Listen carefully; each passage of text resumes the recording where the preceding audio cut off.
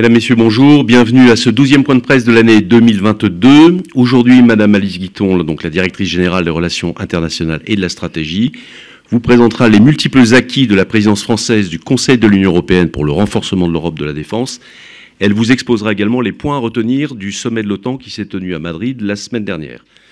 Puis le général Yanni, porte-parole du chef d'état-major des armées, illustrera ensuite au sein de son point sur l'ensemble des opérations françaises, la revitalisation de l'OTAN, la crédibilité et la réactivité de l'Alliance lorsqu'il évoquera le flanc est de l'Europe.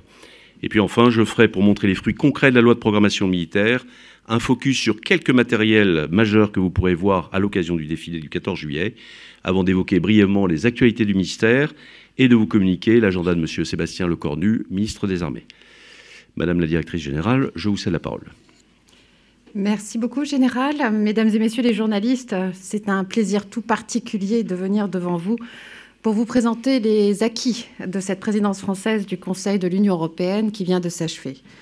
Comme vous vous en doutez, l'agenda ambitieux que nous avions préparé et que nous avions évoqué ici même début décembre a été bouleversé par la brutale invasion de l'Ukraine par la Russie.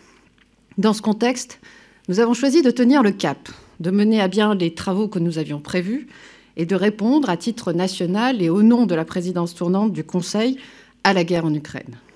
Nous avons fait ce choix pas par inertie administrative ou par volonté bureaucratique de maintenir un agenda préétabli, mais parce que celui-ci était parfaitement cohérent avec les nécessités de la réponse à ce changement de situation majeur en Europe. Au contraire, l'agenda que nous avions esquissé et dont nous avions déjà parlé en décembre était le plus pertinent qu'il soit, c'est-à-dire viser un objectif ambitieux des Européens capables de faire plus, beaucoup plus, pour assurer leur sécurité et la protection de leurs citoyens. Alors cela passe par un document majeur, la boussole stratégique dont nous avions déjà parlé, qui a été adopté, endossé par le Conseil européen des 24 et 25 mars 2022, à un moment important pour montrer la détermination, l'unité, la cohésion des Européens. C'était une priorité annoncée de la PFUE, mais c'était aussi le fruit d'un travail de concertation et de rédaction lancé 2 ans plus tôt et auquel nous avions apporté tout notre concours, y compris pour en finaliser les termes au moment de la réunion des ministres de la Défense à Brest en janvier dernier. Alors bien sûr, le texte a évolué par rapport à la première version du document qui avait circulé en novembre 2021. L'invasion de l'Ukraine par la Russie a nécessité une réécriture d'un certain nombre des chapitres de ce document, et en particulier celui de l'analyse des menaces, mais surtout l'adoption à 27, un mois jour pour jour après le début de ce conflit, a donné l'occasion aux États membres d'afficher une union sans faille dans leur soutien à l'Ukraine.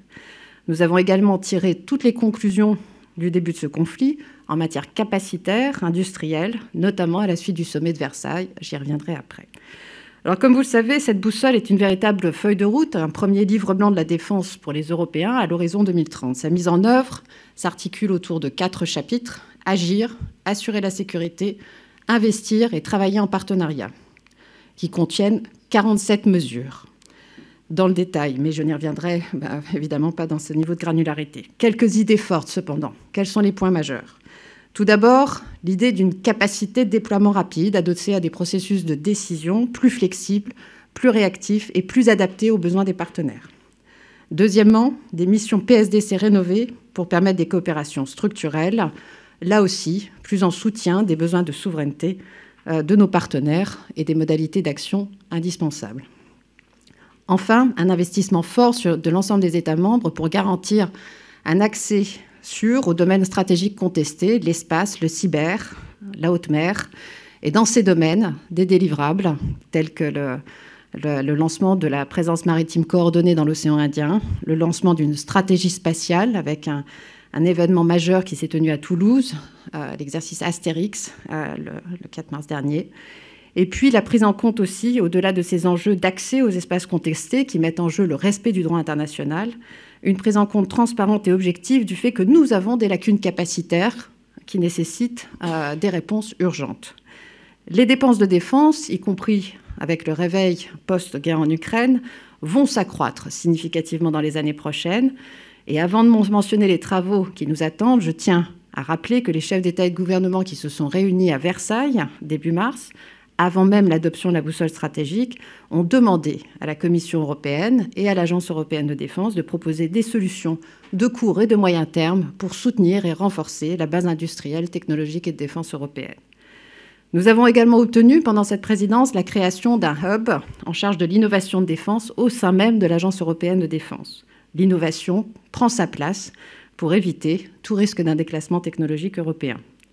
Un mot enfin sur les partenariats, domaine essentiel puisque, acteur géopolitique, l'Union européenne doit être capable de tisser des partenariats solides. La coordination OTAN-Union européenne a pris évidemment une dimension toute nouvelle. Elle est impérieuse, elle est de fait en raison de la guerre en Ukraine, mais elle reste aussi centrale dans de multiples domaines qui sont très concrets, y compris opérationnels, comme la mobilité militaire. Et le dialogue en complément entre l'Union européenne et les États-Unis en matière de sécurité et de défense a pu être lancé et il reste prometteur. J'ajoute qu'en termes de partenariat, évidemment, la présidence française du Conseil de l'Union européenne a aussi été l'occasion de porter l'accent sur l'Indo-Pacifique, mais aussi sur les Balkans et enfin, bien sûr, sur l'Afrique avec des événements dédiés. Donc vous l'aurez compris, l'adoption de la boussole que nous avions souhaitée a été évidemment consacrée au plus haut niveau, avec un endossement au plus haut niveau politique, mais elle représente un début et non une fin. L'essentiel est à venir dans la mise en œuvre et sa déclinaison concrète, et nous travaillons étroitement avec les futures présidences tchèques et suédoises pour y parvenir. En décembre, lorsque je vous avais présenté les objectifs de la PFUE, je les avais résumés en cette phrase du président de la République: nous devons passer d'une Europe de coopération à l'intérieur de nos frontières à une Europe puissante dans le monde, pleinement souveraine, libre de ses choix et maître de son destin. Cette transformation vers une Europe puissance, vers une Europe géopolitique, nous l'avons vécue en réalité pendant la PFUE. Et je voudrais revenir sur deux instruments qui l'incarnent plus particulièrement, la Facilité européenne de paix et le Fonds d'urgence pour le réapprovisionnement en matériel. La Facilité européenne de paix, qu'est-ce que c'est ? C'est un nouvel instrument extra-budgétaire qui a été créé en 2021, qui visait d'abord à équiper en matériel, notamment létal, les troupes formées par les missions de formation de l'Union européenne, les EUTM.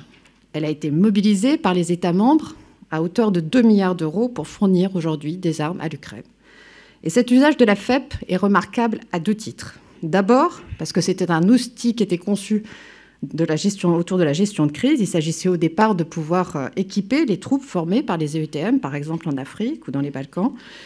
Mais là, elle a été utilisée très rapidement et avec un processus de décision extrêmement efficace pour soutenir un État européen agressé par la Russie, soulignant la flexibilité et l'adaptabilité des instruments européens. Deuxièmement, cet usage de la FEP, fournir des armes à une partie à un conflit, témoigne d'une transformation majeure de la manière dont l'Union européenne pense son rôle dans le monde, puissance normative et économique, bien sûr, mais qui est aussi capable de déployer, si nécessaire, des outils de portée géopolitique. Deuxième aspect particulièrement révélateur de cette transformation géopolitique de l'Europe, l'industrie de défense. Je l'ai déjà mentionné au sommet de Versailles, puis au Conseil européen exceptionnel de fin mai, les chefs d'État et de gouvernement européens et d'État ont souhaité que ceux-ci se dotent de capacités qui représentaient des lacunes capacitaires majeures jusque-là.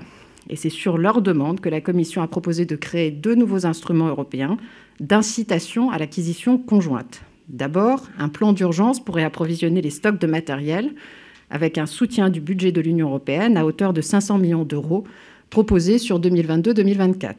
Deuxièmement, un programme européen d'investissement de défense pour faciliter l'acquisition conjointe à travers des exemptions de TVA et des flexibilités réglementaires et la possibilité de mobiliser des financements du budget de l'Union européenne pour, là aussi, renforcer la base industrielle technologique de défense européenne. Ce sont là autant de caps idéologiques franchis.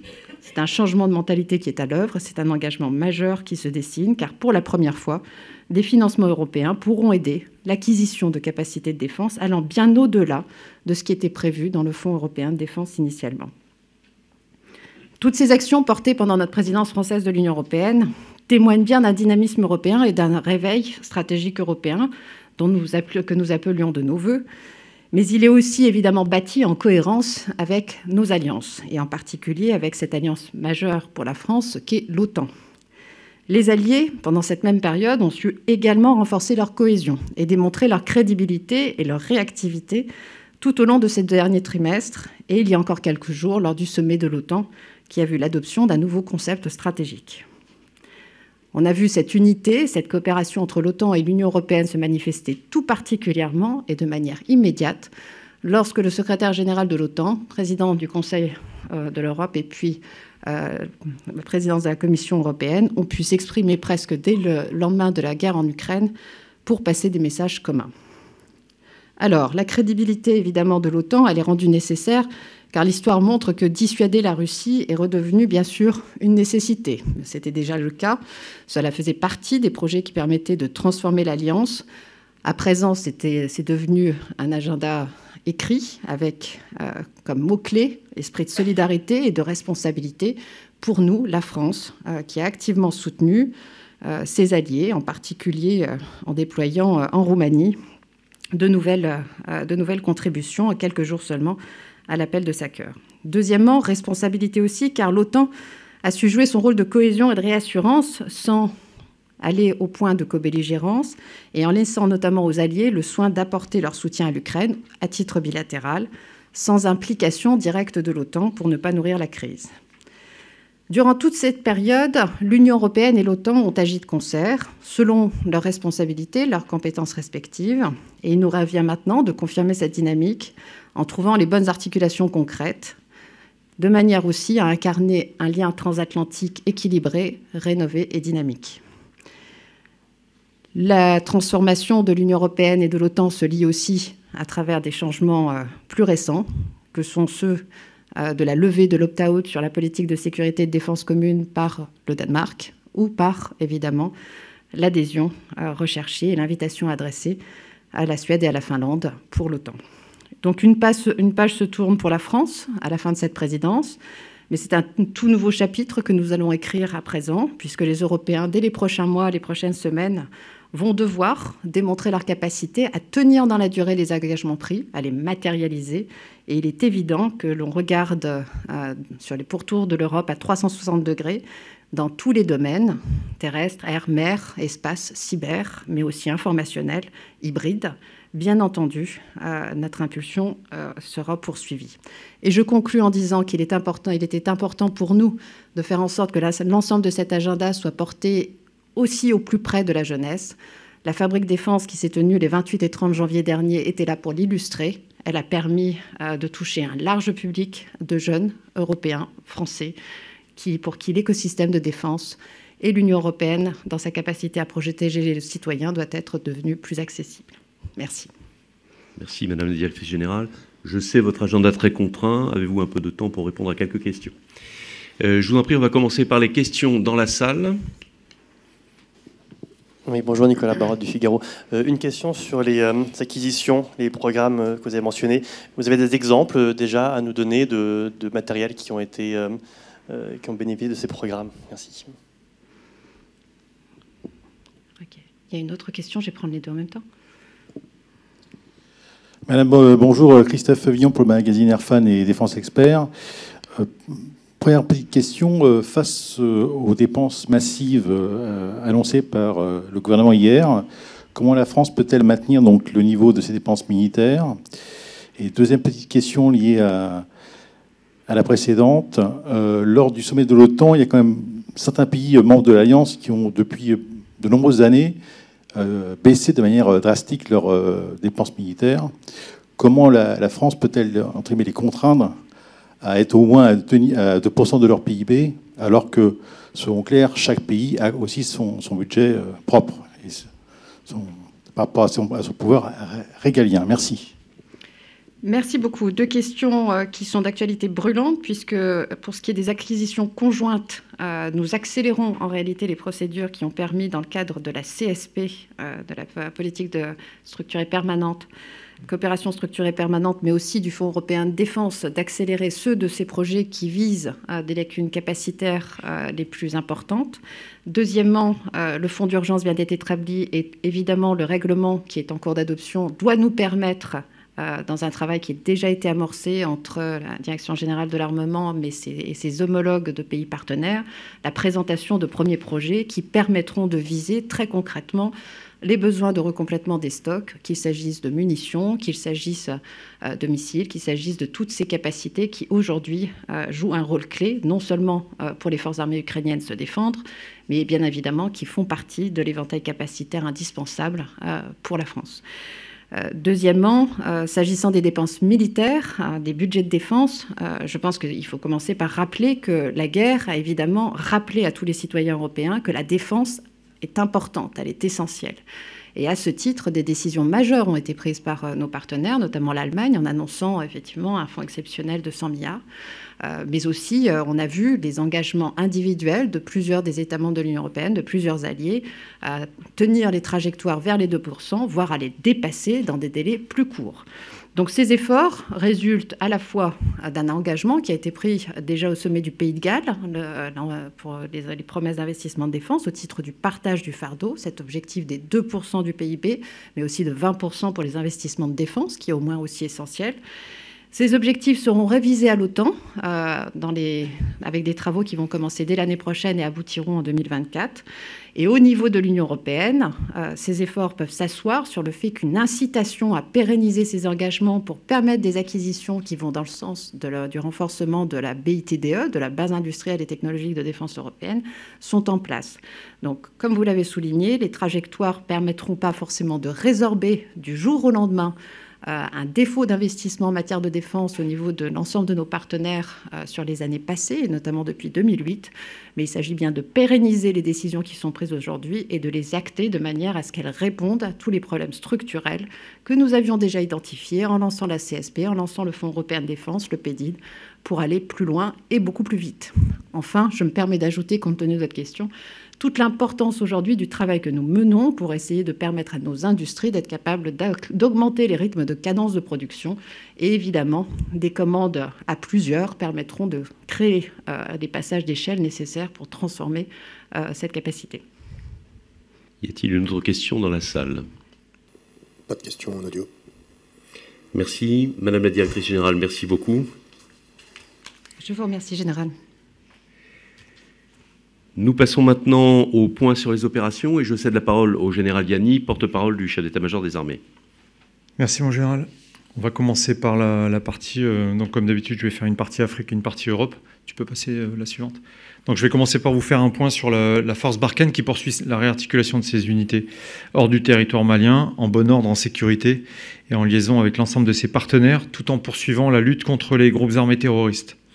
Donc pour ce qui concerne le mouvement logistique et la réarticulation hors du Mali, cette semaine, 2 nouveaux convois logistiques ont rythmé les opérations de désengagement de Barkhane.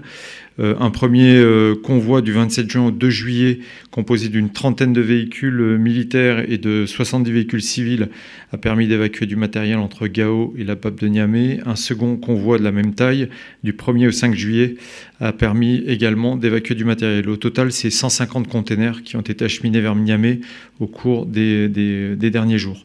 En parallèle, les opérations contre les groupes armés terroristes se poursuivent. C'est important de le souligner à nouveau. Un sous-groupement a conduit une mission de reconnaissance et de surveillance du village d'Ansongo sur la frontière entre le Mali et le Niger, afin de lever le doute sur la présence d'un groupe armé terroriste dans le secteur. Outre le caractère purement militaire et sécuritaire de cette mission, il s'agissait aussi pour la force de maintenir le lien avec la population de cette ville, qui est située donc sur un point de passage obligé entre le Mali et le Niger, sachant que c'est c'est une ville dans laquelle il y a des convois qui passent plusieurs fois par semaine. Toujours au Mali, un point sur la surveillance de l'espace aérien de la PFOD de Gao. Vous savez que Gao, c'est la dernière grande base. C'est la dernière base occupée par les forces françaises au Mali. C'est la principale base militaire française en Afrique de l'Ouest, puisque à Gao actuellement il y a un peu moins de 2000 militaires qui sont stationnés. Et donc la sécurité de la base de Gao est un enjeu majeur, puisqu'en plus c'est devenu un point ça peut être potentiellement un point de fixation. Et donc à Gao, nous disposons d'un centre de détection et de contrôle mobile qui s'appelle Girafe, qui permet la détection et l'identification d'aéronefs, ainsi que des contrôles en prenant en liaison par radio. Ces opérations viennent compléter celles de l'équipe de la tour mobile de campagne, qui sont chargées d'aiguiller et de guider les avions et les hélicoptères qui transitent par l'aéroport de Gao, puisque c'est toujours Barkhane qui est chargé de la gestion de l'espace aérien autour de Gao, puisque les Les autorités maliennes ne sont pas en mesure de le faire. Et il y a un vrai enjeu pour nous de sécurité et un enjeu de logistique quand on a en tête la manœuvre qui est en cours. Donc la véritable plus-value du système Giraffe réside dans la protection aérienne de la PFOD. Son radar lui permet d'avoir une vision précise de tout objet volant à 100 km autour de la base de Gao. Et en cas de violation de l'espace aérien autour de la PFOD, le radar Giraffe est capable de fournir des renseignements à l'artillerie solaire ou à d'autres moyens dans l'acquisition d'une cible en vue de sa destruction. Comme ça, la situation est claire. Je reste toujours dans la BSS pour vous signaler une intervention au profit des armées burkinabées. Le samedi 2 juillet, le détachement de chasse de la base aérienne projetée de Niamey a décollé à la demande du partenaire burkinabé après l'attaque d'un camp militaire dans la zone de Tankoualou, dans le secteur de Seba. Donc c'est sur la frontière entre le Niger et le Burkina. Les Mirage 2000 ont effectué des missions de présence et de show of force, de démonstration sur la position du camp attaqué, ce qui a permis de mettre fin à l'attaque contre ce contingent burkinabé. Je passe à la mission Corimbe dans le golfe de Guinée. Le bataillon de commandement et de ravitaillement Somme a embarqué 40 élèves de l'école nationale à vocation régionale de Tika en Guinée équatoriale pour une journée d'instruction en mer. Ces 40 élèves proviennent de 12 pays d'Afrique et le but c'était de conduire des formations à la sécurité à la mer. La Somme poursuit ses patrouilles en direction de Lomé au Togo pour y conduire de nouvelles périodes d'entraînement avec les marines partenaires et en l'occurrence la marine togolaise. Je bascule dans le Proche et Moyen-Orient pour vous faire un point sur Chamal. Pourquoi est-ce que je fais ce point sur Chamal? J'en ai pas fait un depuis un certain nombre de semaines, parce que les derniers jours ont été marqués par une intensification des interactions entre les forces de la coalition et le partenaire irakien dans le cadre du Partner Nation Integration. C'est un plan de renforcement de la coopération opérationnelle avec les forces irakiennes. Donc 2 temps pour ce qui concerne les forces françaises. Le 27 juin, 2 rafales de la base aérienne projetées au Levant et 4 F-16 de la force aérienne irakienne ont mené une séquence d'entraînement conjoint. L'objectif était d'entraîner les chasseurs et les contrôleurs aériens irakiens à la défense aérienne. Et le 5 juillet, une nouvelle mission a eu lieu afin d'entraîner dans un premier temps les contrôleurs aériens irakiens à la tactique RR, au combat RR, puis dans un deuxième temps les guideurs avancés, les JTAC irakiens. Un mot sur Agénor, où la frégate de type Lafayette Surcouf est toujours engagée. Elle est actuellement en relâche opérationnelle aux EAU jusqu'à la passation de commandement du PC Agénor entre la Belgique et l'Italie le 6 juillet. C'est-à-dire que depuis hier, ce sont les Italiens qui commandent Agénor et qui ont pris la suite des Belges. La TL2 poursuit ses vols de surveillance aéromaritime entre le golfe Arabo-Persique et le golfe d'Oman. Et je signale également la présence d'une frégate italienne, la frégate Fassan, qui opère en soutien associé d'Agénor. Elle est actuellement en escale à Abu Dhabi. Et donc, elle participe aux missions avec la frégate de type Lafayette. Un point sur une mission de longue durée qui vient de s'achever. De janvier à juillet 2022, c'est-à-dire pendant 6 mois, la France a déployé un sous-marin nucléaire d'attaque, l'Améthyste, dans l'océan Indien, appuyé par ce SNA a été appuyé par le bâtiment de soutien et d'assistance métropolitain le Loire. Cette mission était baptisée Confiance et elle avait pour objectif de réaffirmer le caractère stratégique de l'océan Indien pour la France étant une nation et une puissance riveraine de premier plan, mais également de consolider notre appréciation autonome de la situation dans cette région stratégique, tout en renforçant la coopération avec plusieurs de nos partenaires majeurs, en particulier l'Inde et les Émirats arabes unis. Donc l'Améthyste, pendant ces 6 mois, a conduit de nombreuses séquences de préparation opérationnelle conjointe dans le domaine de la lutte anti-sous-marine avec l'Inde et les Émirats arabes unis en particulier, notamment au travers de 2 exercices, l'exercice Varuna et l'exercice Tiger Hill avec les EAU. Ça a permis également d'éprouver, de tester les capacités opérationnelles de la chaîne de soutien interarmée et des points d'appui sur la zone, en particulier les FFDJ, les FFEAU, ainsi que notre capacité à utiliser le port de Goa comme point d'appui logistique pour un sous-marin nucléaire d'attaque, puisque les escales sont quand même assez particulières. Et c'est une mission qui s'inscrit dans le cadre de missions similaires qui ont été conduites au cours des dernières années. Et c'est surtout un exercice d'endurance opérationnelle que peu de marines dans le monde peuvent conduire. Et ça atteste des capacités particulières de la France dans le domaine de la lutte sous la mer. Mon camarade du CIRPAMER pourra éventuellement répondre à vos questions si vous en avez. On bascule sur l'Europe. Donc pour faire un point sur l'Ukraine, la situation en Ukraine telle qu'on la voit. Donc durant la semaine écoulée, on a deux points qui peuvent être jugés paradoxaux. Donc d'un côté, une avancée des forces armées de la Fédération de Russie dans le Donbass, mais également dans le nord du pays. Au nord de l'Ukraine, les forces ukrainiennes restent fixées par l'activité déployée de l'autre côté de la frontière par la Biélorussie qui entretient un peu moins d'une dizaine de groupements tactiques, qui maintient un peu moins d'une dizaine de groupements tactiques au nord de la frontière pour fixer une partie des forces ukrainiennes. Dans le Donbass, tout le monde a suivi la multiplication des frappes russes sur Sloviansk et l'effort russe sur l'axe Kramatorsk-Sloviansk, tandis que les forces armées russes reprennent l'offensive dans le secteur de Kharkiv, sans doute pour fixer une masse de manœuvre ukrainienne pour que cette masse de manœuvre ne puisse pas aller dans le Donbass et s'opposer à l'effort produit par les Russes. Dans le même temps, on a une poursuite des frappes dans la profondeur qui vise notamment les lignes logistiques ukrainiennes et russes. Les Ukrainiens frappant notamment grâce aux nouvelles capacités dont ils disposent. Je pense notamment aux lance-roquettes multiples HIMARS qui permettent des frappes extrêmement ciblées.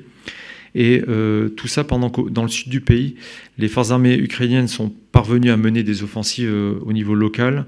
Elles ont repris des positions aux forces russes. Elles sont arrivées à la dernière ligne de défense devant Kherson et elles pourraient contraindre les forces armées russes à dégarder une partie du front du Donbass, donc à détourner une partie des forces pour assurer la défense de ce secteur au nord de la Crimée. Donc une forme d'incertitude quand on regarde l'ensemble de la carte ukrainienne. Pour ce qui concerne la mer Noire, l'île au Serpent a effectivement été évacuée par les Russes, mais elle subit de très nombreuses frappes aériennes, sans doute pour dissuader la réimplantation durable des forces ukrainiennes sur ce site qui est quand même stratégique, puisque ça permet de contrôler les allées et venues dans le golfe d'Odessa.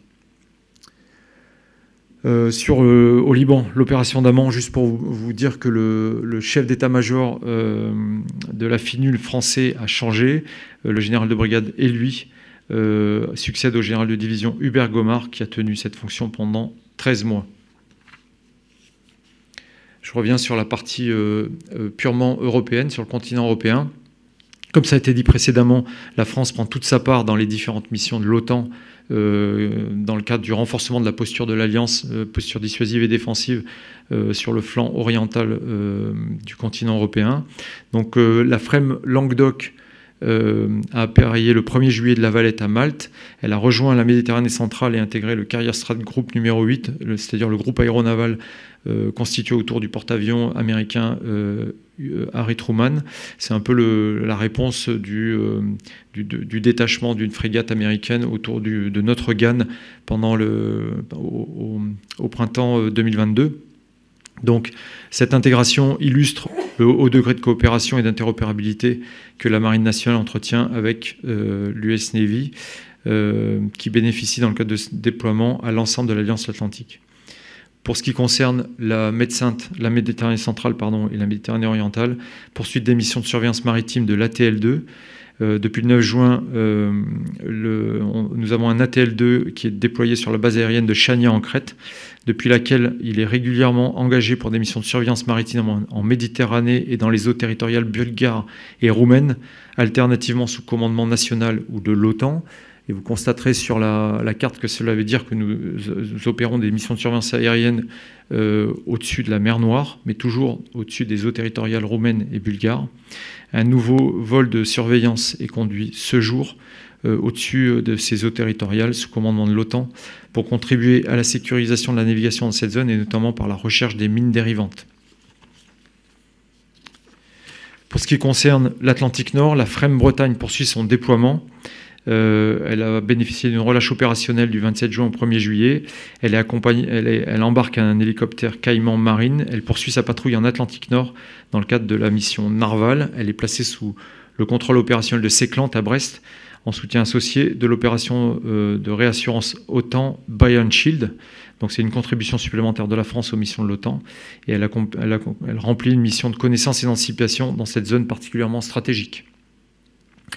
Pour ce qui concerne l'Atlantique Nord-Ouest, vous signalez la présence également d'un bâtiment, le patrouilleur de sécurité publique Fulmar, qui est parti de Saint-Pierre-et-Miquelon le 26 juin, qui est actuellement au Groenland, et qui est au Groenland pour préparer un exercice, l'exercice Argus 2022. C'est un exercice qui va avoir lieu, qui a lieu en ce moment. Il est multinational, il a lieu tous les ans. Il s'articule autour d'entraînements à la recherche et au sauvetage et à des actions d'antipollution en environnement polaire. Et le but, c'est de renforcer l'interopérabilité des forces qui interviennent dans cette zone ou qui sont susceptibles d'intervenir dans cette zone, qui a également un caractère extrêmement stratégique, surtout dans le contexte actuel. Un mot sur l'Estonie. Donc, d'un côté, le sous-groupement Lynx qui poursuit sa montée en puissance et la préparation des exercices majeurs au sein du bataillon multinational placé sous commandement britannique. Différents exercices de tir ont été organisés au cours des derniers jours sur le camp de Tapa et avec des interactions entre Britanniques, Danois et Français. Un mot sur la mission EAP qui a été assez occupée au cours des derniers jours également.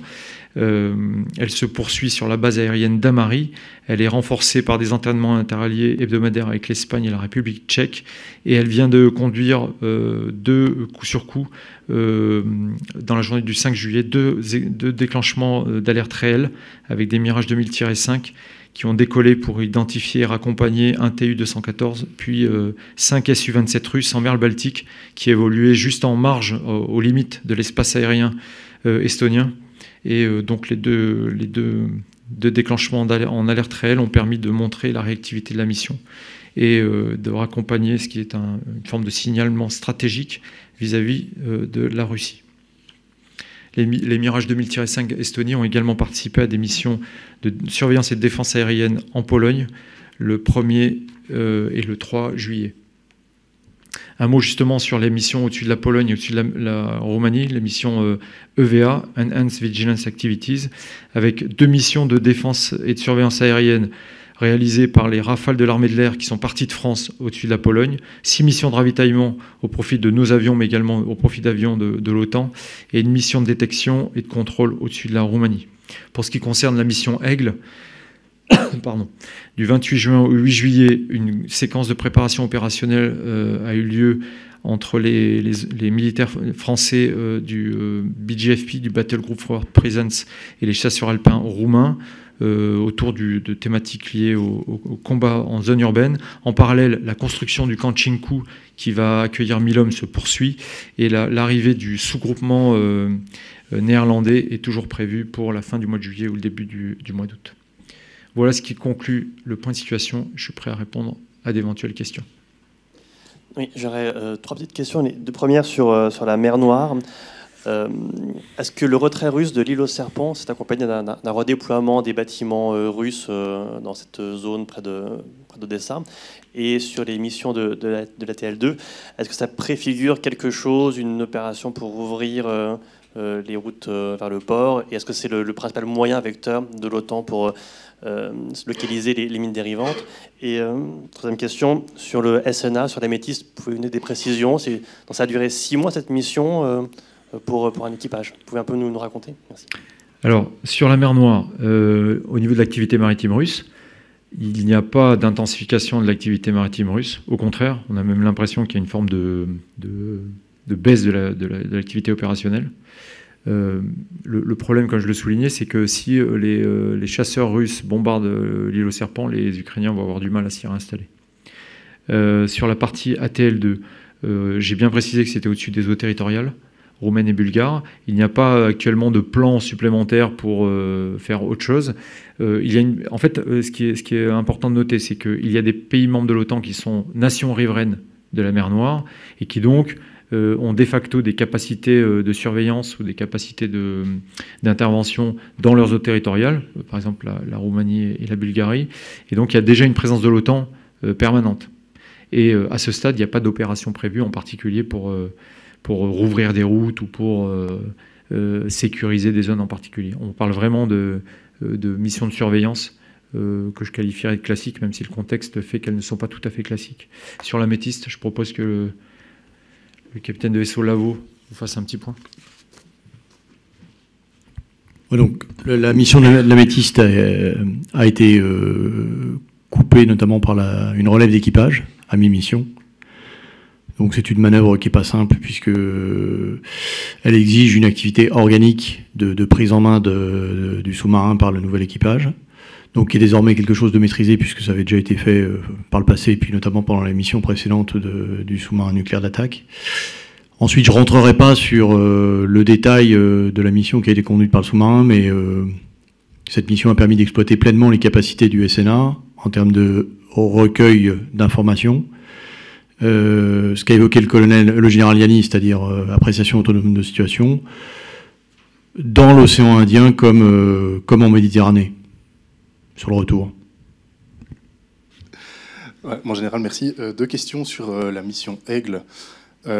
Pourriez-vous détailler un peu plus précisément la première relève? On sait qu'il y a le 8e RPIMA, je pense, qui commande maintenant ce bataillon. Quelles sont les autres unités concernées et les moyens, éventuellement, sachant qu'il avait été dit que des véhicules plus lourds, apparemment, devaient y être envoyés, type VBCI, Charles Leclerc. Et deuxième question, le ministre des Armées a repris ce matin les mots du président de la République disant que la France était prête à engager un échelon de brigade en appui, effectivement, donc du dispositif dans l'Est. Est-ce qu'il s'agit d'un échelon de commandement? Si oui, commande-t-il depuis la France? Est-ce qu'il est question de le déployer là-bas? Et sinon, parle-t-on réellement d'une brigade, finalement? Parce que ça n'a pas été clairement précisé, en fait. Voilà, merci. Ok. Le cadre général de la mission Aigle, comme ça a été dit par Madame la directrice de la DGRIS, c'est bien le renforcement de la posture défensive et dissuasive de l'OTAN sur le flanc oriental en réaction à l'attaque de l'Ukraine par la Russie le 24 février 2022. Donc on est vraiment dans une mission dissuasive, une posture dissuasive et défensive. Pour ce qui concerne la mission Aigle, effectivement, elle est placée sous le commandement, le bataillon Aigle est placé sous le commandement du 8e RPIMA, donc il y a des unités de la 11e brigade parachutiste qui sont partie prenante dans ce bataillon. En fait, le sujet, c'est pas tellement qui arme ce bataillon. Ce qui est important de noter, c'est que c'est un bataillon qui dispose de capacités blindées. C'est un bataillon qui a intégré un contingent belge et qui va très bientôt intégrer un contingent néerlandais. C'est un bataillon qui se déploie dans la durée, puisqu'on est en train de construire un camp 1000 hommes et que la France va être nation cadre de ce déploiement otanien. C'est un cas unique pour tout ce qui concerne l'Europe de l'Est, puisque par exemple en Estonie, nous participons à un bataillon dont la Grande-Bretagne assure le rôle de nation cadre. Ça, c'est quand même quelque chose de très important. Ce déploiement du bataillon, il s'inscrit dans le cadre plus large d'une contribution à la sécurité de la Roumanie, puisqu'on déploie également une batterie solaire moyenne portée, une batterie de Mamba qui est déployée près du camp de Constanza. Donc c'est vraiment un déploiement significatif de capacités françaises au profit de la protection de la partie mer Noire de l'OTAN et au profit de la Roumanie. La France donc assume des responsabilités importantes. Et ça me permet de faire le lien avec ce que vous avez évoqué sur l'échelon brigade. Ce qui est le cas actuellement, c'est qu'il y a déployé des éléments, ce qu'on qualifie d'éléments préfigurateurs d'un poste de commandement de niveau brigade. À ce stade, vous savez qu'on dispose de différents dispositifs en France pour pouvoir déployer en urgence des troupes quand c'est nécessaire.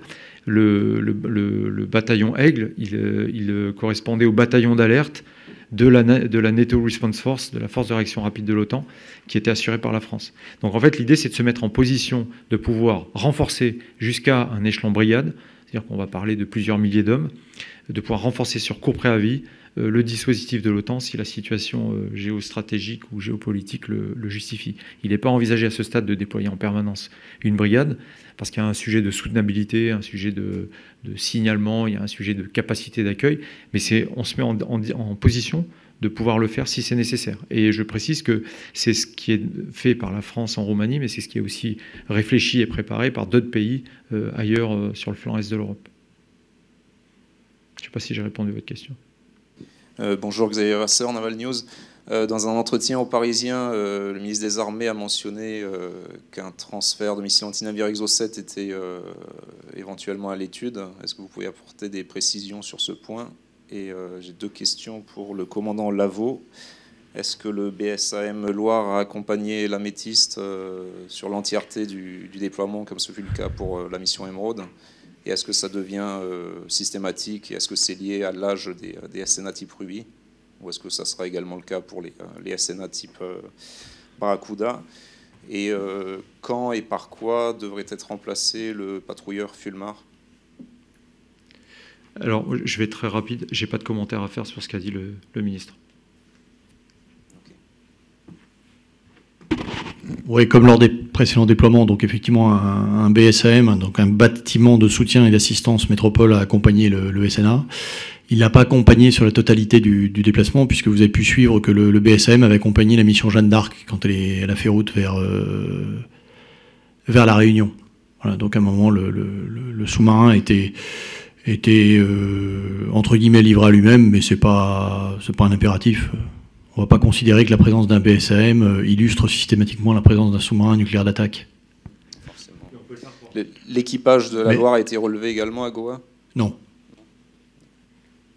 Et le Fulmar? Et le Fulmar? Je ne suis pas au courant. Non, c'est pas, alors, à ma connaissance, ce n'est pas l'ordre du jour, mais je vais quand même creuser cette question. Merci. Mais c'est pas mal de faire croire à nos compétiteurs que quand il y a un BSM, il y a un SNA pas loin. Vous mettez plein de BSM partout, comme ça ils ne savent pas où sont les SNA. Ça peut faire 10 SNA d'un coup. C'est une forme de dissuasion ou de posture, on ne sait pas très bien. Concernant les interceptions au-dessus de l'Estonie, donc du 5 juillet, Tupolev 214, civil ou militaire? Militaire. D'accord. C'est un avion, c'est relativement neuf, si je me souviens. Ouais. Capacité de renseignement. Renseignement, essentiellement. Ouais. Et 5 Sukhoi 25, avions d'attaque au sol? Oui. En fait, qui était en patrouille. Ça, c'est nouveau, non? Non, il n'y a pas une. Alors, contrairement à ce qu'on pourrait penser, c'est contre-intuitif. Il n'y a pas une augmentation significative de l'activité aérienne russe à proximité des pays baltes au cours des dernières semaines. Mais que je sache, des avions d'attaque au sol, il n'y en a pas eu beaucoup. Non, il n'y en a pas eu beaucoup. Mais on n'y voit pas un signe particulier. Là, on est vraiment dans le signalement stratégique de part et d'autre. Il n'y a pas de volonté affichée des Russes de venir se frotter au dispositif otanien au-dessus des pays baltes. Ce qu'on a pu voir, par exemple, en Méditerranée. Alors, si nous avons épuisé les questions en salle, y a-t-il des questions en audio? Pas de questions en audio. Merci mon général. Bon, comme je vous l'ai dit en introduction de ce point presse, le 14 juillet, c'est l'occasion aussi de faire un arrêt sur image quant aux effets concrets de la loi de programmation militaire, à l'occasion d'un focus sur quelques équipements majeurs que vous verrez défiler sur les Champs-Élysées, soit au sol, soit dans les airs, mais au-delà, dans l'espace, invisible mais bien présent, je pense aux satellites. Je ne reviendrai pas sur les différents tableaux du défilé du 14 juillet. Le général Christophe Abad, le gouverneur militaire de Paris, qui est l'organisateur du défilé, vous les a présentés le 7 juin dernier. Mais avant de parler d'équipement, je voudrais seulement vous rappeler que dans le contexte international que nous connaissons, la nation célébrera le 14 juillet les valeurs qui la constituent au travers du slogan « Partager la flamme ». Et partager la flamme, il fait notamment référence aussi aux troupes des missions de réassurance à l'est de l'Europe, aussi bien les troupes françaises comme celles de la mission Aigle, mais également les troupes de nos alliés au sein de l'OTAN du groupe des 9 de Bucarest, à savoir la Bulgarie, l'Estonie, la Hongrie, la Lettonie, la Lituanie, la Pologne, la Roumanie, la Slovaquie et la Tchéquie qui défileront sur les Champs-Élysées jeudi prochain. J'en viens aux équipements et je vais commencer par le Griffon. Vous le connaissez, c'est le premier véhicule blindé du programme Scorpion à avoir été livré aux forces.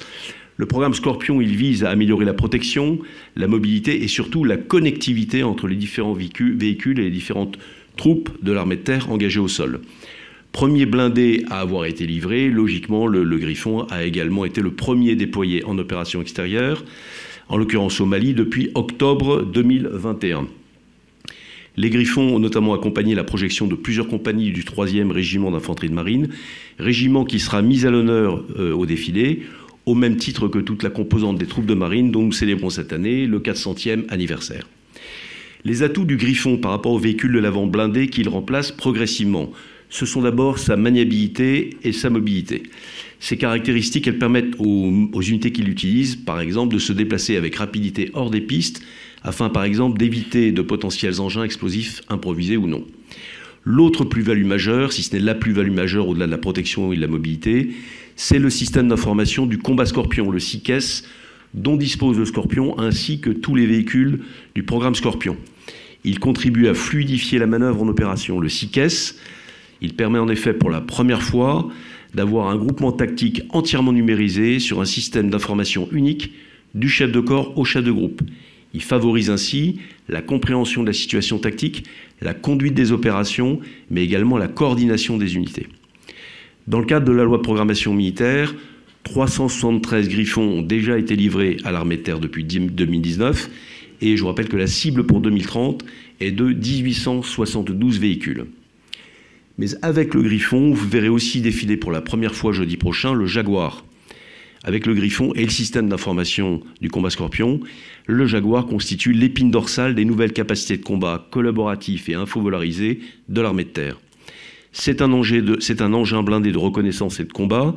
Il est destiné à remplacer les engins blindés légers AMX-10RC et Saguet, ainsi que les véhicules de l'avant blindés qui étaient équipés de missiles anti-chars, les VAB Mephisto. Ces véhicules étaient en service dans les forces françaises depuis une quarantaine d'années. Le Jaguar est léger et manœuvrable. Il permet à ses utilisateurs d'aller et de se rapprocher au plus près de l'ennemi pour acquérir du renseignement sans se faire repérer. Il est très équipé en matière d'armement. Il a également, de ce fait, vocation de prendre part à des combats, y compris en zone urbaine ou en zone montagneuse. D'un poids de l'ordre de 25 tonnes, il est doté de 6 roues motrices qui lui assurent une mobilité considérable et son blindage lui offre une meilleure résistance aux mines et aux engins explosifs du champ de bataille. Il est doté d'un canon de 40 mm qui est réalisé en coopération franco-britannique. La capacité de ce canon lui permet d'embarquer un plus grand nombre d'obus et de leur conférer une force de frappe considérable, y compris sur des cibles en hauteur, voire des aéronefs. Le Jaguar embarque également 4 missiles moyenne portée qui peuvent détruire un char ou un bâtiment à 4000 mètres de distance. C'est donc un engin à la fois mobile, bien protégé et extrêmement puissant. Dans le cadre de la loi de programmation militaire, les 20 premiers Jaguars ont été livrés en 2021. 4 l'ont déjà été depuis le début de l'année 2022, sur les 18 qui sont attendus cette année. La LPM prévoit une augmentation des cibles du programme d'ensemble Scorpion et une accélération des livraisons. Pour les Jaguars, la cible en 2030 est ainsi portée à 300 engins. Voici pour commencer donc les 2 premiers véhicules terrestres que je souhaitais mettre en avant aujourd'hui. En l'air, vous verrez notamment voler l'Atlantique 2 rénové, la 330 MRTT Phoenix et la 400M Atlas. L'Atlantique 2 rénové, c'est l'illustration que les capacités d'adaptation des armées françaises ne passent pas uniquement par l'acquisition de matériel neuf, mais également par la rénovation de matériels qui ont déjà fait leurs preuves. Et c'est le cas évidemment de l'Atlantique 2. La modernisation de son système de combat au standard 6 est actuellement en production et permet à la Marine nationale de rester au meilleur niveau en matière de lutte anti-sous-marine. D'ici à 2024, 18 avions rénovés au standard 6 auront été livrés à la Marine nationale qui en dispose actuellement déjà de 7. Le système de combat du standard 6 comprend un nouveau radar, le radar Searchmaster, qui utilise la technologie d'antenne active qui avait été développée pour le Rafale. D'une portée d'environ 400 km, il effectue une rotation rapide à 360 degrés et il produit une imagerie radar avec un niveau de résolution qui est extrêmement élevé. Ce standard 6, il permet aussi le remplacement de nombreux matériels qui étaient en dotation sur la TL2 par des équipements numériques issus des meilleures technologies actuellement disponibles. Il y a un nouveau système de détection acoustique performant face aux sous-marins de dernière génération, des calculateurs tactiques et des systèmes électro-optiques. Donc une montée en gamme des capacités de cet appareil rénové. Concrètement, ces appareils, et ça a été illustré par la présentation opérationnelle du général Arghani, interviennent notamment dans la maîtrise du milieu aéromaritime via la lutte contre les sous-marins et les navires de surface, de la zone littorale jusqu'au grand large, notamment au profit de la force océanique stratégique. Ils interviennent aussi dans les missions de service public, la surveillance des pêches, la lutte contre la pollution ou contre les trafics illicites. Et enfin, il peut intervenir en appui aux opérations aéroterrestres grâce à leur capacité non seulement à renseigner, mais à également mener des frappes au sol. Voilà pour l'ATL2 rénové. Je passe à l'Airbus A330 MRTT Phoenix. Autre aéronef que vous aurez l'occasion de voir voler jeudi prochain. C'est un avion donc ravitailleur et polyvalent. Cet avion, il est emblématique de la contribution des armées, ou il a été emblématique de la contribution des armées à l'opération Résilience. Ces A330 sont en effet modulables, en version médicalisée, et ils rendent le transport possible de 10 patients à forte dépendance médicale, ou jusqu'à 40 patients légers. Souvenez-vous qu'ils avaient été mobilisés pour évacuer des patients gravement atteints d'hôpitaux saturés au pire de la crise Covid. Mais la RTT, c'est aussi l'un des deux piliers de la composante aéroportée de la dissuasion nucléaire en appui des avions de chasse Rafale. Et puis enfin, je vous rappelle que l'an dernier, c'est l'un des avions d'Agapan, l'opération qui avait permis d'évacuer par les airs plus de 3000 personnes de Kaboul, qui est distante de Paris de 7000 km en 13 jours. 3000 personnes, 7000 km, 13 jours. Vous vous souvenez que les A400M faisaient les rotations entre Kaboul et Abu Dhabi, et l'A330 MRTT entre Abu Dhabi et la France. La première livraison de l'A330 MRTT avait eu lieu en 2018. Depuis le début de la loi de programmation militaire, donc de 2019, 5 appareils ont été livrés. 12 au total sont attendus d'ici 2023. Et au-delà de cette cible initiale de 12 appareils, 3 exemplaires supplémentaires ont été commandés, ce qui portera la totalité de cette flotte à 15 ravitailleurs. Celui qui volera la semaine prochaine viendra de l'escadron de transport 360 STRL de la BA-125 d'Istres. Il sera accompagné dans un tableau qui illustrera l'opération Agapan par un A400M de l'escadron 161 Touraine d'Orléans-Brissy. Cet A400M, ou plutôt parlant des A400M, le 19e aéronef de cette série, A400M Atlas, a donc été réceptionné ce mardi, 5 juillet, par la Direction générale de l'armement à la sortie de sa chaîne de production. Ce modèle dispose de toutes dernières avancées certifiées en 2021, non seulement par la DGA, mais également par les autorités de navigabilité militaire des 6 autres nations qui contribuent à cette coopération. Il dispose notamment d'une capacité de suivi de terrain à très basse altitude, en mode automatique, qui existait depuis le 18e avion, mais qui est désormais étendue aux conditions de vol aux instruments sans visibilité. Ça constitue un atout majeur parce que ça permet l'entrée en basse altitude et en conditions météorologiques dégradées, voire très dégradées, de troupes ou de matériel sur un théâtre d'opération contesté.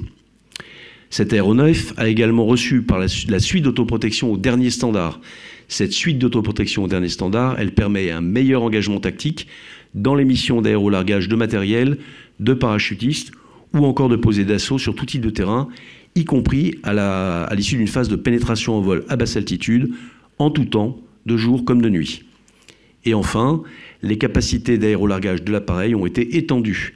Cette extension permet notamment le largage mixte de charge par gravité et par extraction, mais aussi le largage conjugué de charge par la voie centrale et de parachutistes par les portes latérales. L'utilisation d'un système qu'on appelle le RASWEDGE, la plateforme qui est positionnée sur la rampe à l'arrière de l'appareil, permet de larguer 4 tonnes en voie centrale, ce qui améliore non seulement considérablement la quantité de matériel, de vivres et d'eau pouvant accompagner les parachutistes, mais en même temps, ça allège considérablement leur charge individuelle. Vous savez que les parachutistes portent leur charge dans leur gaine, puis dans leur sac à dos. L'ATM, donc 400 Atlas, avion de transport militaire tactique, est doté d'une allonge stratégique qui permet à l'armée de l'air et de l'espace de réaliser désormais des missions régulières sur tous les théâtres d'opérations extérieures, mais également sur les implantations outre-mer. Les A400M français ont assuré 60% du fret transporté par voie aérienne militaire française en 2021. Et la contribution grandissante de la 400M dans les acheminements stratégiques ont permis une réduction de 50% de l'activité affrétée entre 2019 et 2021. En termes de commandes et livraisons, 14 A400M avaient été livrés avant 2019. La LPM en cours prévoit la livraison de 11 appareils. Nous disposerons donc d'une flotte de 25 appareils d'ici 2025. Voilà pour les matériels volants. Au-delà de l'air, il y a bien sûr l'espace. Ils seront invisibles depuis les Champs-Élysées, mais bien présents. Il y a dans l'espace la constellation de satellites CERES et le satellite Syracuse 4A qui sera bientôt rejoint par un petit frère. Vous le savez, la loi de programmation militaire a fait de l'espace une priorité. Elle y consacre des moyens importants. 3,6 milliards d'euros sont dédiés au renouvellement des capacités spatiales militaires, observation, communication et renseignement électromagnétique. Cette ambition a été réaffirmée par la stratégie spatiale de défense qui prévoit d'y consacrer 700 millions d'euros supplémentaires d'ici à 2025, ce qui porte l'effort à 4,3 milliards d'euros. Il a constitué depuis 2019 2 programmes. Le programme CERES, acronyme qui désigne la capacité de renseignement d'origine électromagnétique spatiale. Cette capacité complète très utilement les moyens nationaux terrestres, maritimes et aéroportés de recherche et d'interception des émissions électromagnétiques. Il comprend des fonctions d'interception, de caractérisation et de localisation des signaux électromagnétiques par des moyens satellitaires, leur programmation, ce qui permet d'orienter le renseignement, ainsi que des moyens sols de contrôle des satellites. Le système CERES se compose d'une constellation de 3 satellites, dont vous vous souvenez qu'elle avait été lancée avec succès le 16 novembre dernier. Ces satellites, qui facilitent déjà le recueil des informations, permettent donc d'ores et déjà de cartographier et d'analyser le fonctionnement des émetteurs électromagnétiques, et les informations qu'ils fournissent offrent aujourd'hui une connaissance approfondie et régulièrement actualisée des zones d'engagement actuelles ou probables des armées françaises. Cela contribue donc à consolider la souveraineté française en matière de défense. Syracuse 4, lui, est un système de télécommunication. Il est composé de 2 satellites et il sera rejoint ultérieurement par un 3e, Syracuse 4A et Syracuse 4B pour les 2 premiers, mais aussi de stations sol qui permettent d'assurer les communications sur les théâtres d'opération et avec la métropole. Le satellite Syracuse 4A a été lancé avec succès le 24 octobre dernier, avant celui Syracuse 4B, dont le tir est attendu d'ici la fin de l'année 2022. Ils seront complétés d'ici 2030 par un 3e satellite, et l'ensemble répond aux besoins des forces de communiquer à très longue distance, en mouvement, en interopérabilité avec l'OTAN et en toute autonomie. Avec Syracuse 4 et en matière de télécommunications, c'est aussi le renouvellement des stations utilisateurs au sol qui est engagé. Plus de 400 stations au sol seront déployées au total dans les 3 armées. Plus puissantes, plus sécurisées et plus mobiles, elles offriront la possibilité de connecter un plus grand nombre d'utilisateurs en simultané et permettront aux forces de communiquer dans les zones les plus isolées. Elles équiperont les forces à partir de 2023. Ces satellites, ou ce nouvel ensemble de télécommunications, offrira un débit 3 fois plus élevé que Syracuse 3. Et donc ce système de nouvelle génération va considérablement améliorer les capacités de communication sécurisées des armées. Le renouvellement des capacités des armées dans le cadre du LPM à hauteur d'homme, ce ne sont pas que des véhicules, ce ne sont pas que des bâtiments de la marine, ce ne sont pas que des avions rénovés ou neufs, c'est aussi à hauteur d'homme la livraison d'un certain nombre de petits équipements.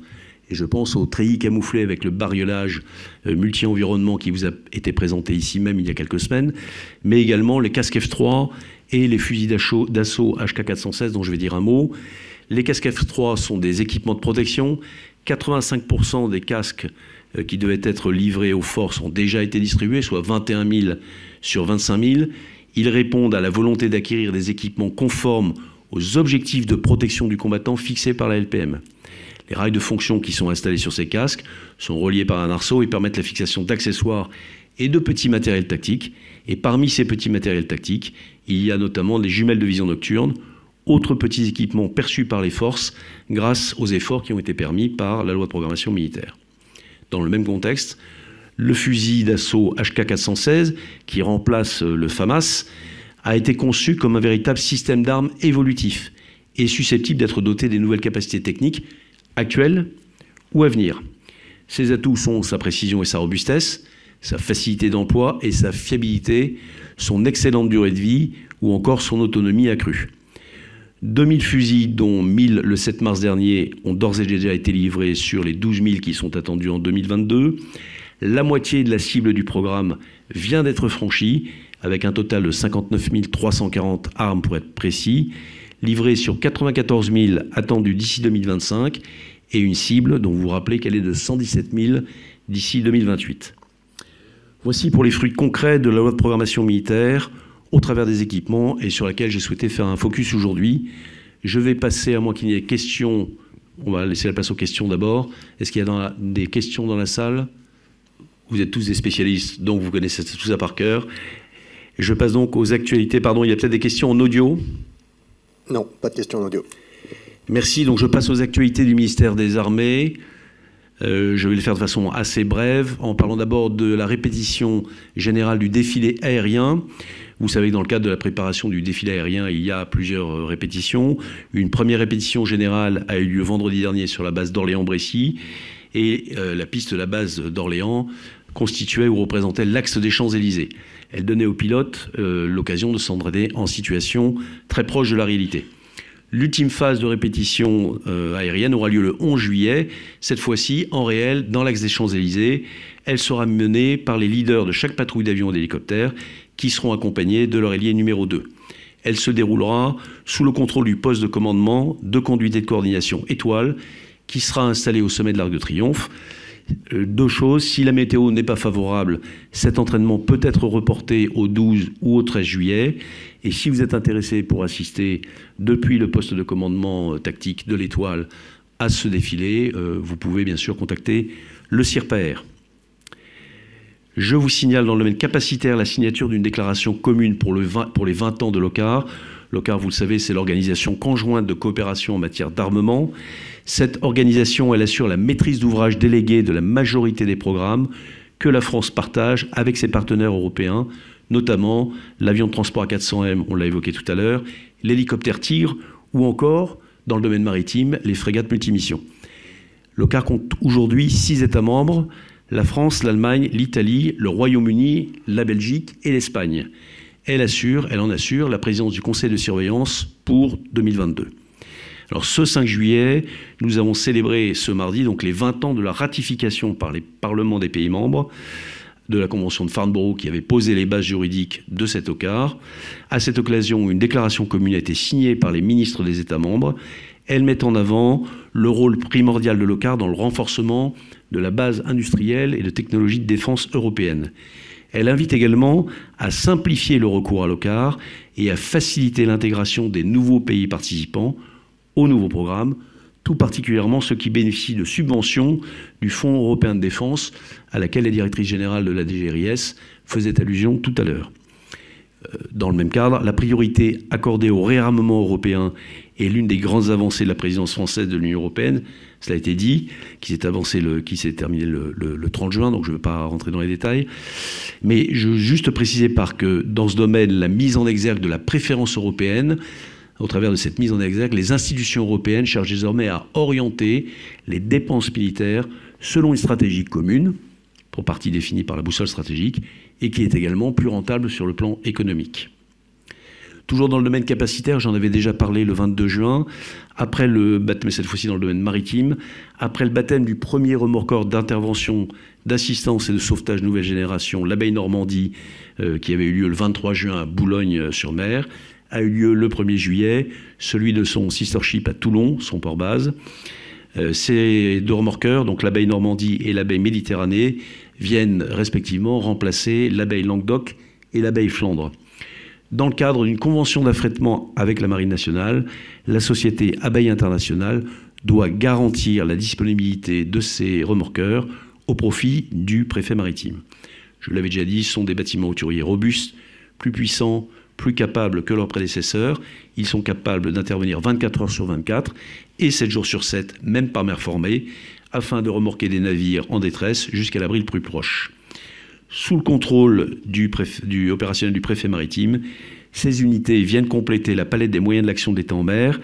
Elles participent ainsi à la sauvegarde de la vie en mer, à la lutte contre les incendies, à la surveillance maritime côtière, à la lutte contre la pollution, à la détection de la pollution radioactive et aux opérations lors de sinistres maritimes. Je passe peut-être sur les détails techniques si vous voulez poser des questions sur leur nouvelle capacité. Pour vous annoncer ou pour vous signaler, si vous ne vous rappelez, si vous ne vous en souvenez pas, la tenue du 172e carrousel des écoles militaires de Saumur. Cette année, une nouveauté, le carrousel sera porté par un nouveau spectacle nocturne sur les thèmes l'esprit cavalier. Ce spectacle sera produit les soirées des 13, 15 et 16 juillet. Des animations sur la place du Chardonnay à Saumur viendront compléter cet événement, les après-midi des 15 et 16 juillet. Et sur ces 2 jours, donc ces 2 après-midi, vous pourrez assister à des tableaux équestres et blindés, à la fois vivants et dans le son et lumière qui sera projeté sur les façades de l'école de Saumur. Vous aurez aussi l'occasion, dans l'après-midi, de pouvoir rencontrer les militaires présents sur les stands de leurs unités et de découvrir du matériel au village défense. Le soir, donc, le spectacle son et lumière combinera des vidéos et du spectacle vivant. Il sera donné sur la carrière Iéna des écoles militaires de Saumur. Le cadre noir, il fera son grand retour après plusieurs années d'absence, aux côtés de comédiens professionnels, de militaires et d'engins historiques que prêtera le musée des blindés. Voici donc pour les actualités du ministère. Est-ce que vous avez des questions à poser? Je termine donc ce point presse par l'agenda de M. Sébastien Lecornu, ministre des Armées. Lundi, donc de la semaine prochaine, lundi 11 juillet, il participera à une prise d'armes présidée par le président de la République. Le mardi 12 au soir, il recevra à dîner les blessés des différentes armées. Le 12, mardi 12 et mercredi 13 juillet, il répondra aux premières questions du nouveau gouvernement. Le mercredi 14 au matin, il recevra les familles des morts en opération cette année, enfin depuis le 14 juillet dernier. Le jeudi 15, il participera, il assistera évidemment au défilé du 14 juillet. Puis il s'envolera les vendredis 15 et samedi 16 juillet pour un déplacement au Niger le 15 juillet et en République de Côte d'Ivoire le 16 juillet. Voilà donc un programme bien dense pour la semaine prochaine. Ainsi donc s'achève ce 12e point de presse. Parce que nous sommes le 14 juillet jeudi, il n'y aura pas de point de presse la semaine prochaine. Et je vous donne donc rendez-vous jeudi 21 juillet pour le prochain. Bonne fin de journée à tous.